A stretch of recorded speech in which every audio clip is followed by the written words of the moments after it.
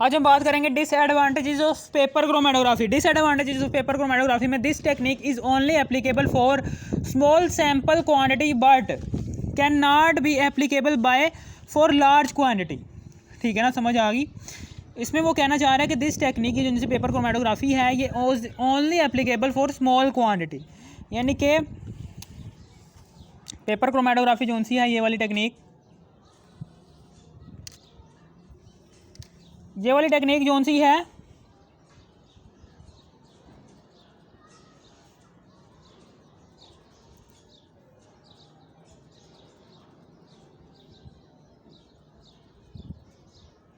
ये वाली टेक्निक जो सी है इसमें ये जो सा है ये क्रोमेटोग्राम है, ये फ़िल्टर पेपर है, ये बेसलाइन है। बेसलाइन के ऊपर हमने मिक्सचर ऐसे किया हुआ है, ठीक है ना, समझ आ गई। और यहाँ पर ये ऑर्गेनिक सॉल्वेंट लिया हुआ है हमने, ये मोबाइल फेज़ के तौर पर हमने लिया हुआ है, ठीक है ना। ये हो गया, ये स्टेशनरी फेज़ हमने लिया हुआ है, मोबाइल फेज़ और स्टेशनरी फेज़। हमने कैपिलरी ट्यूब के ज़रिए यहाँ पर हमने फॉर एग्जांपल ये मिक्सचर है जिसके कंपोनेंट्स को हमने अलग करना है। हमने कैपिलरी ट्यूब के ज़रिए यहाँ से एक डॉट उठाया मिक्सचर का और यहाँ पर डाला, फिर हमने ड्राई किया इस डॉट को, बेस लाइन के ऊपर ये जो सा मिक्सचर है इसको हमने ड्राई किया। फिर उसके बाद फिर हमने कैपिलरी ट्यूब से यहाँ से एक डॉट उठाया मिक्सचर का जिसके हमने कंपोनेंट्स को अलग करने हैं। उस मिक्सचर को दोबारा से बेस लाइन के ऊपर डाला, फिर हमने इसको खुश्क करना है।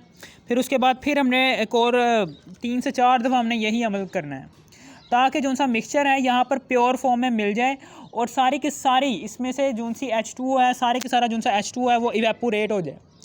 यानी कि सारा का सारा हमने सबसे पहले 3 से 4 दफ़ा हमने यही अमल दोहराना है कि 3 से 4 दफ़ा, 5 से 6 दफ़ा, 7 दफ़ा हमने ये जो सा मिक्सचर है इसको उठा कर यहाँ पर बेस लाइन के ऊपर डालते रहना। और जब भी हमने एक डॉट डालना है इस मिक्सचर का उसके बाद हमने उसको ड्राई ज़रूर करवाना है, उस मिक्सचर को हमने खुश्क ज़रूर करवाना है ताकि उसमें से जो सा पानी है वो इवेपोरेट हो जाए। पानी को हम क्यों इवेपोरेट करवा रहे हैं, क्यों बार बार हम पानी को इवेपोरेट करवाते जा रहे हैं। जब हम कैपिलरी ट्यूब से यहाँ पर मिक्सचर का एक कतरा डालते हैं उसके बाद हम क्यों बार बार ड्राई करवाते हैं इस मिक्सचर को, वो इसलिए करवाते हैं ताकि जब इसके कंपोनेंट्स अलग हों ना, उनमें पानी ना आए। यानी कि 1 2 3, ठीक है ना।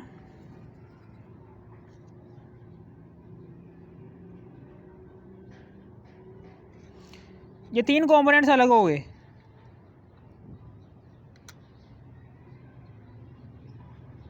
दो ये हैं, ये 3 कंपोनेंट्स अलग हो गए। फॉर एग्जांपल किसी भी कंपोनेंट में अगर पानी आ जाता है ना तो वो कंपोनेंट क्या करेगा, वो अपने आप को फैला लेगा। जैसे ही वो फैल जाएगा ना तो क्या पता वो जब फैलेगा तो ये कंपोनेंट जो सा अलग हुआ उसमें जाकर ये कंपोनेंट शामिल हो जाए, ठीक है ना। इसलिए हम क्या करते हैं, हम बार बार ना पानी को ड्राई करवाते रहते हैं। जब भी हम कैपिलरी ट्यूब से यहाँ पर बेस लाइन पर मिक्सचर का एक कतरा डालते हैं, बार बार हम ना ड्राई करवाते रहते हैं ताकि कोई भी कंपोनेंट के अंदर पानी ना आए।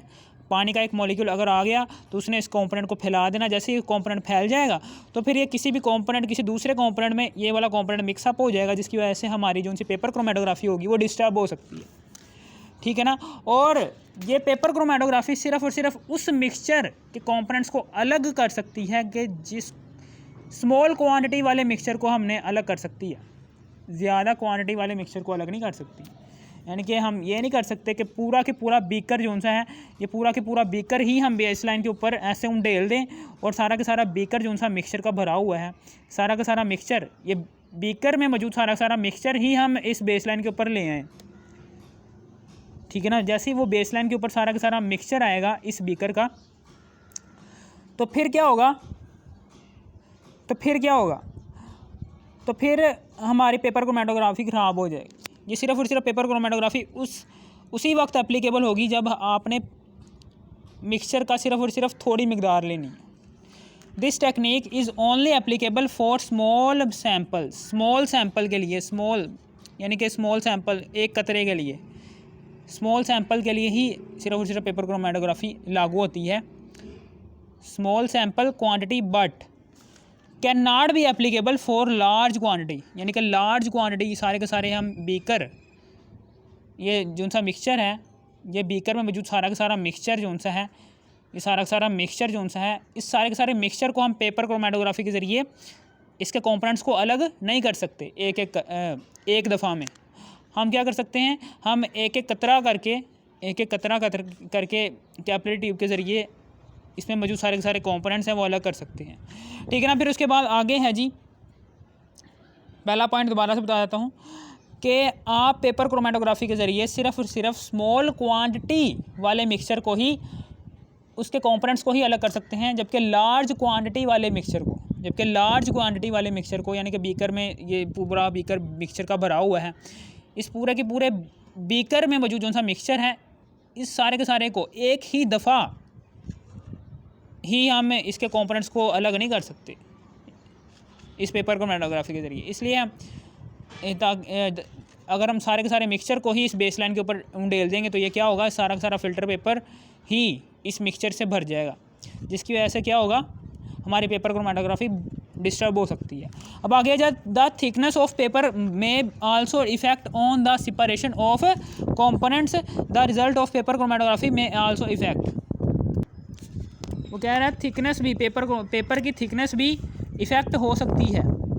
The result of paper chromatography में आल्सो इफ़ेक्ट, यानी कि मेरे कहने का मतलब क्या है, फॉर एग्ज़ाम्पल आपने एक ऐसा पेपर ले लिया है कि जिसकी थिकनेस है जी ये,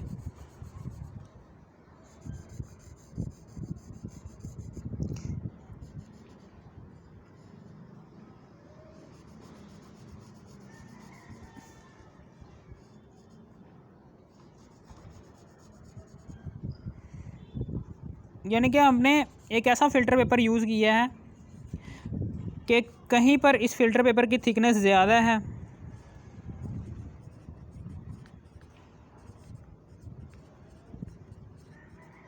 कहीं पर इस फ़िल्टर पेपर की थिकनेस क्या है,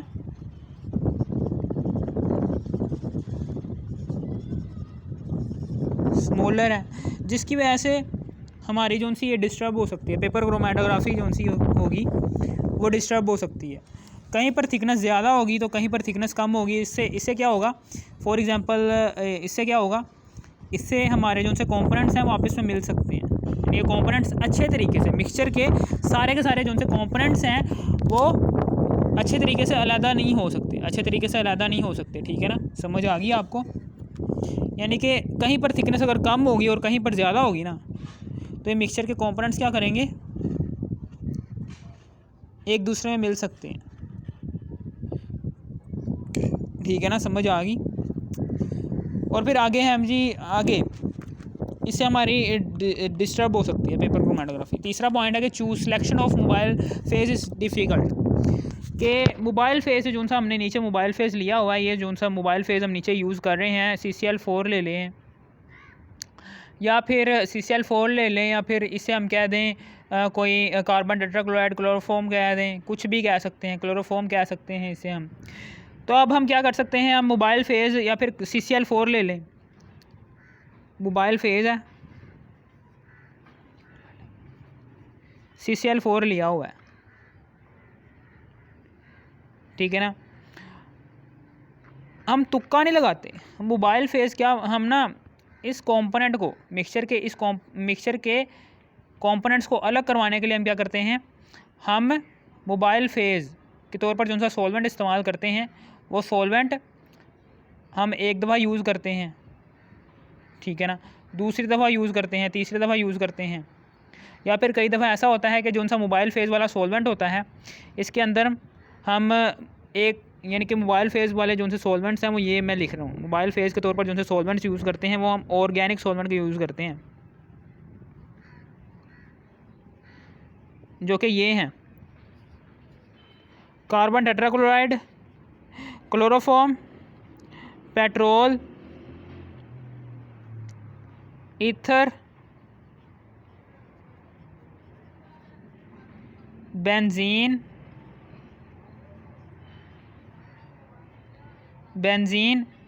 और भी बहुत से हैं यार, पेट्रोल भी है, पेट्रोल तो लिख दिया है हमने, और भी बहुत से हैं, अल्कोहल्स ले लो, कुछ भी ले सकते हैं।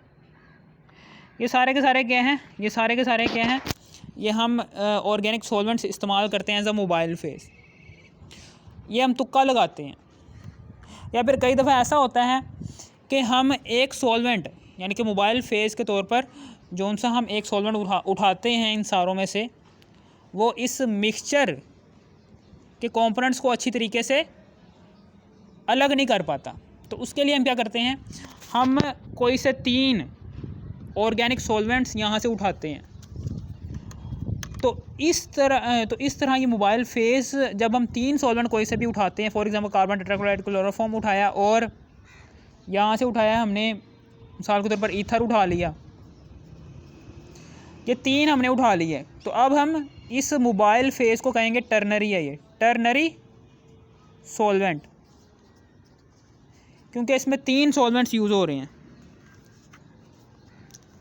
मोबाइल फेस जो सा हम यूज़ करवा रहे हैं यहाँ पर, अगर कोई एक सॉल्वेंट जब हम उठाते हैं, फॉर एग्जांपल मेरे कहने का मतलब क्या है कि हम स्टेशनरी फेज़ यानी कि पेपर क्रोमेटोग्राफी हम कर रहे होते हैं। पेपर क्रोमेटोग्राफी जब हम कर रहे होते हैं ना, तो जो सा ऑर्गेनिक सॉल्वेंट यहाँ पर लेते हैं, जो सा हम ऑर्गेनिक सॉल्वेंट यहाँ पर लेते हैं, ये जो सा मोबाइल फेस के तौर पर हमने ऑर्गेनिक सॉल्वेंट लिया हुआ है, ये मोबाइल फेस के तौर पर हमने ऑर्गेनिक सॉल्वेंट जो सा लिया हुआ है, अगर हम यहाँ से कोई एक और सॉल्वेंट उठाते हैं, मिसाल के तौर पर ईथर उठाते हैं, ईथर क्या करता है, इस मिक्सचर के कंपोनेंट्स को अच्छे तरीके से डिस्ट्रीब्यूट नहीं कर पाता। तो हम क्या करते हैं, हम दूसरा ईथर अभी भी है मौजूद, ईथर के अंदर ही हम बेंजीन डालते हैं, तो हम देखते हैं कि अभी भी ये मिक्सचर के कंपोनेंट्स उनसे हैं वो अच्छे तरीके से डिस्ट्रीब्यूट नहीं हो पाए। तो हम तीसरा सॉल्वेंट उठाते हैं, फॉर एग्जांपल अल्कोहल उठाते हैं। अब ये जो सा मोबाइल फेस के तौर पर जो सा सॉल्वेंट इस्तेमाल हो रहा है, इसके अंदर 3 सॉल्वेंट्स आ गए हैं। अब इस मोबाइल फेज़ में 3 सॉल्वेंट्स आ गए हैं, इसलिए हम इसे कहेंगे टर्नरी सॉल्वेंट, जो कि मोबाइल फेस के तौर पर इस्तेमाल हो रहा है। अब क्या होगा, अब मिक्सचर के तीनों कंपोनेंट्स अच्छे तरीके से डिस्ट्रीब्यूट हो जाएंगे। ठीक है ना, समझ आ गई आपको? यानी कि ये तुक्का ही होता है, ठीक है ना। मोबाइल फेस के तौर पर जो सा हम सॉल्वेंट इस्तेमाल कर रहे होते हैं, वो एक तुक्का होता है, तुक्के से उठाते हैं, ठीक है ना। जो ज़्यादा सॉल्वेंट अच्छा लग रहा हो, जो सा ज़्यादा सॉल्वेंट आपको लग रहा है कि वाकई में यार ये एक्यूरेट हो सकता है, हम उसी को ही उठाएंगे, ना कि दूसरे को। ठीक है, अगर आपको इस वीडियो की ज़रा सी भी थोड़ी सी भी समझ आ गई, इस वीडियो को कर दो लाइक और सब्सक्राइब और शेयर भी कर देना। Thanks for watching.